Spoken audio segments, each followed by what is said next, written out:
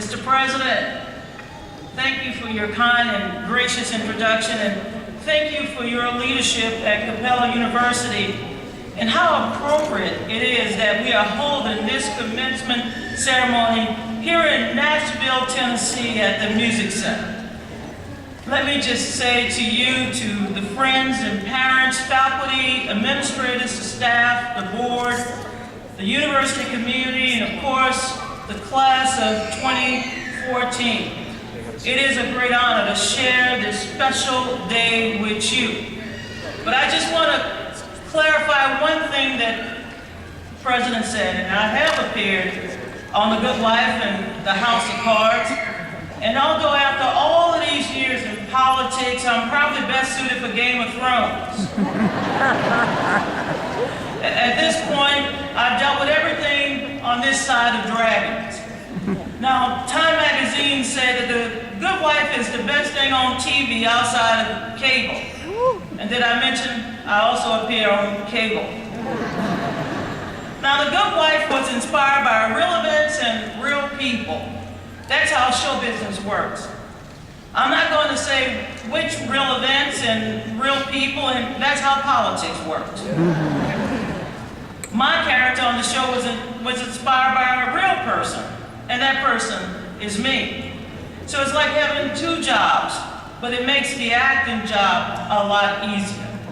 When I play myself, all I have to do is be myself and resist the temptation to tell the director, "That's not what Donna would say." Well, my friends, I love coming back here to the great, wonderful city of Nashville, Tennessee. It reminds me just how much my own life has changed, how much and how far I've come. You know, when I moved to Nashville back in 1999, yes, I lived here in Nash Vegas. I thought I was going to take on what I believed at the time. I was 39 years old. I was in good health, relatively speaking. I was finally dating someone. I was leaving a really, really good paying job. I just bought a house. I had a car. I was living the American dream. But when I received that phone call from my old boss, Al Gore, he said, "Donna, I need you to take on another job." And I don't know if any of you have had an opportunity to meet Al Gore, but Al Gore had these wonderful big blue eyes. And he gave me that deep look, the kind of look that when a woman gets it from a man, you get all excited. Little did I know that Al Gore wanted me to not only leave my nice house, but to move to Tennessee and to take a big pay cut. Big pay cut. I accepted the challenge because I wanted to broaden my life. And I wanted to take on a new responsibility. Sure enough, I called home to New Orleans.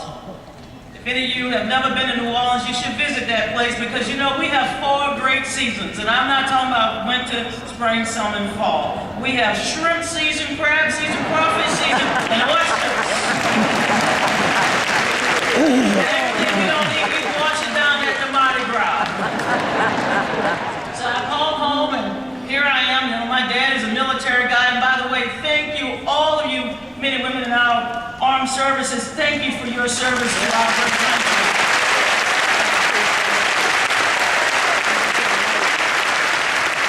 So here it is. I called my dad, and I'm all excited. I said, "Guess what? You know, I'm the third of 9 children: Cheryl, Sheila, Donna, Taylor, Chad, Lisa, Demetra, Kevin, Ziola. Oh, just a little Catholic family, that's all." I said, "You wouldn't believe this. Al Gore has called me and told me to move down to Tennessee. He wanted me to become his campaign manager." You know, and I'm so excited on the telephone, calling my dad. "I'm going to be the campaign manager. Turn on CNN. You're going to see me in a couple of minutes." You know, just excited. You know what my dad said? It took his long time. I didn't know if he was drinking a beer or what. You know, that's just a job. Here I was. I had climbed every ladder. worked on every local campaign. I worked on congressional campaign, trying to elect mayors and city council members and state lawmakers and Congress people. And President of the United States, and my dad said it was only a job.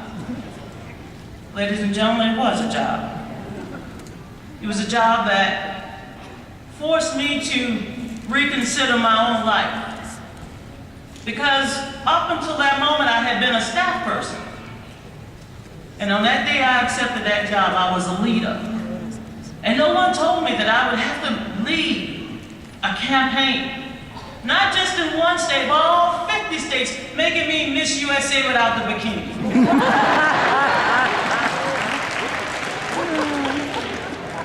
I did my job, and I'm proud to say it was a remarkable experience. Years later, I moved back home to Washington, D.C., and I restarted my career. So graduates, this is your turning point. This is your new day. This is the day that you take on that new job. And why you? Because there's no one better.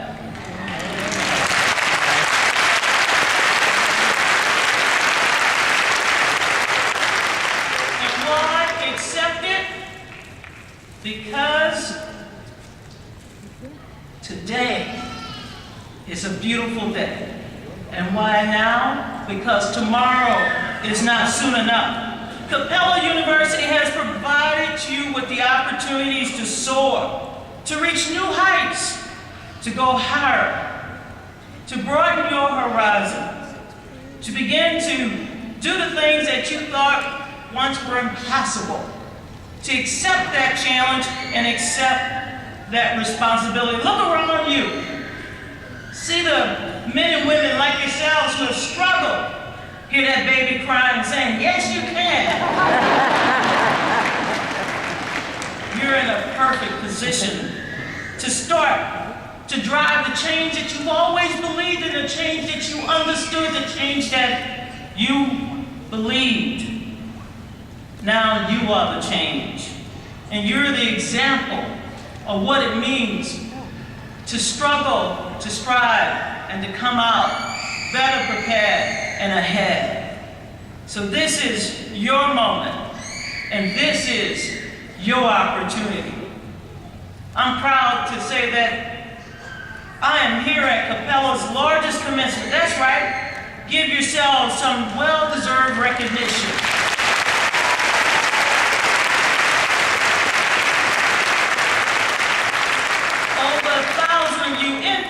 Several hundred more are here virtually. Did I tell you this was a week where we celebrated the 25th anniversary of the World Wide Web? You know, Al Gore invented the internet, so when you're using Facebook and Twitter, give him thanks and praise for that as well.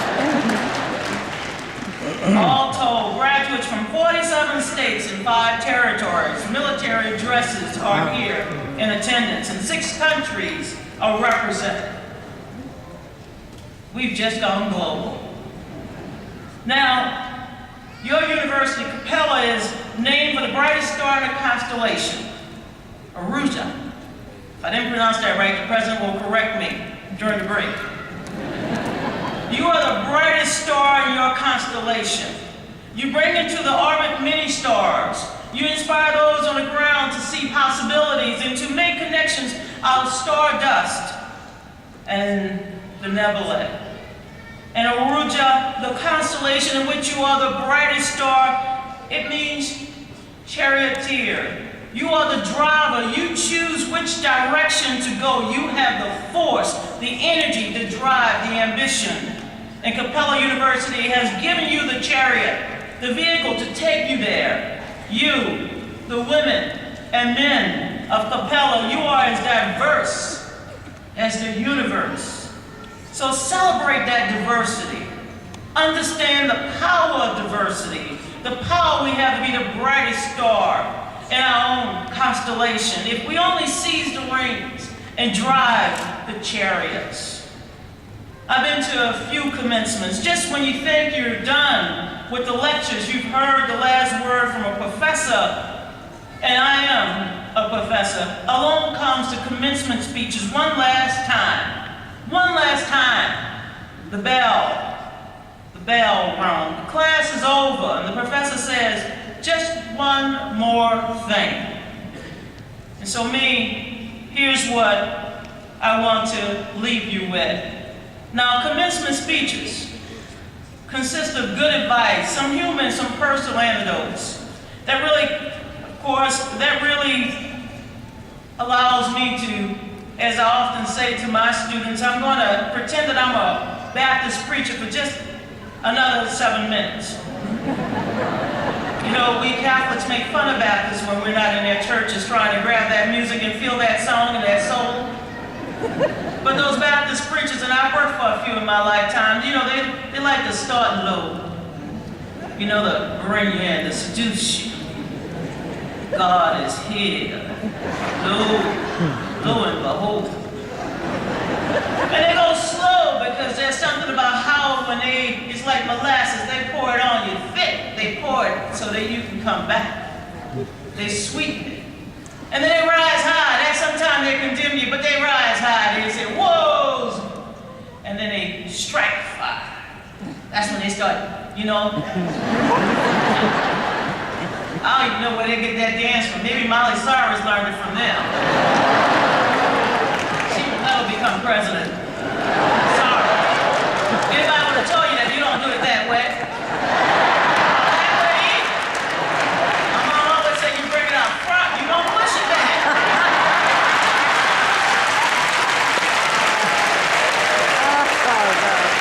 You can't push it back.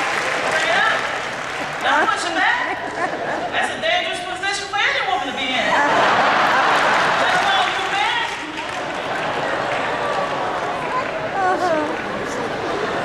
But here's some advice.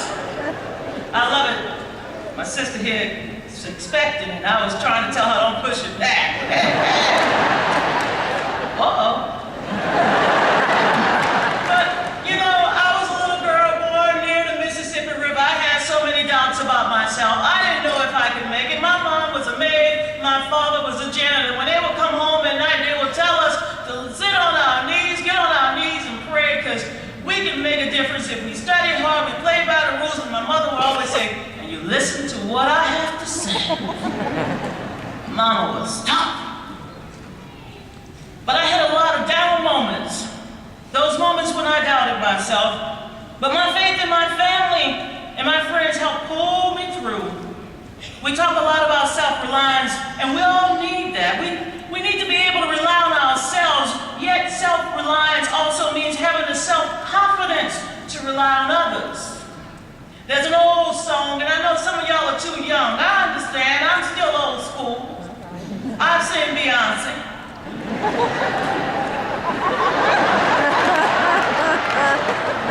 And I was with the Queen of Soul last week, Aretha. R-E-S-P-E-C-T. President got it wrong, but baby, I'm gonna say it right. But there's an old Bill Withers song, and it's called Lean on Me. Y'all remember that? If not, just tell somebody next to you, lean on me. Sometimes in our lives, we all have pain, we all have sorrow, but if we are wise, we know that there's always tomorrow. Lean on me.